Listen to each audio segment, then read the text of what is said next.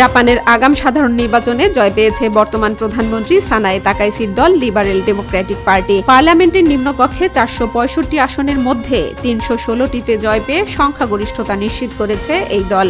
দুর্নীতি ও ধর্মীয় কেলেঙ্কারির চাপে থাকলেও তাকাইসির ব্যক্তিগত জনপ্রিয়তাই এলডিপিকে বড় জয় এনে দিয়েছে। এই সংখ্যাগরিষ্ঠতায় তিনি এখন জাপানের শান্তিবাদী সংবিধান সংশোধনের পথেও এগোতে পারবেন।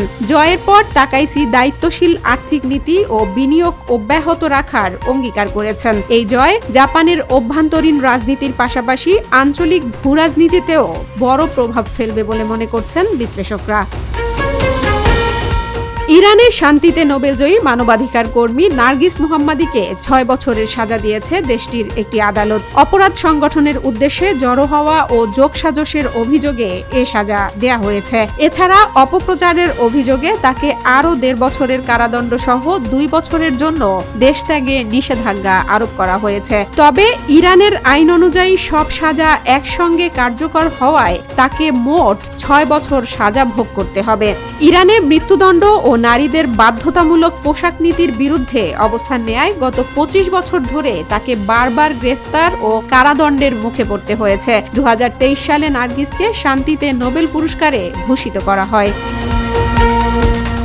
কারামুক্তির মাত্র কয়েক ঘন্টা পরই ভেনেজুয়েলার বিরোধী দল জাস্টিস ফার্স্ট পার্টির নেতা হুয়ান পাবলো গুয়ানিপা নিখোঁজ হয়েছেন বলে অভিযোগ করেছেন দেশটির আরেক বিরোধী দল ভেন্তে ভেনেজুয়েলার নেত্রী মারিয়া কারিনা মাচাদো। 8 মাস কারাভোগের পর গুয়ানিপা ছিলেন সদ্য মুক্তি পাওয়া 30 জন রাজনৈতিক বন্দীর একজন। তার নিখোঁজের ঘটনায় গভীর উদ্বেগ জানিয়েছে বিরোধী দল ও মানবাধিকার সংগঠনগুলো। আন্তর্জাতিক সম্প্রদায়ের কাছে তাকে খুঁজে বের করার আহ্বান জানানো হয়েছে। রাজধানী কারাকাসের লস চোরস এলাকা থেকে সোমবার ভোরে বেসামরিক পোশাকে ভারী অস্ত্রধারী একদল লোক 4টি গাড়িতে করে এসে গুয়ানিপাকে জোরপূর্বক তুলে নিয়ে যায় বলে দাবি করেছে জাস্টিস ফার্স্ট পার্টি। প্রত্যক্ষদর্শীদের সামনে অস্ত্র তাক করে তাকে অপহরণ করাকে স্বৈরাচারী সরকারের দমনমূলক পদক্ষেপ বলে অভিহিত করেছে দলটি।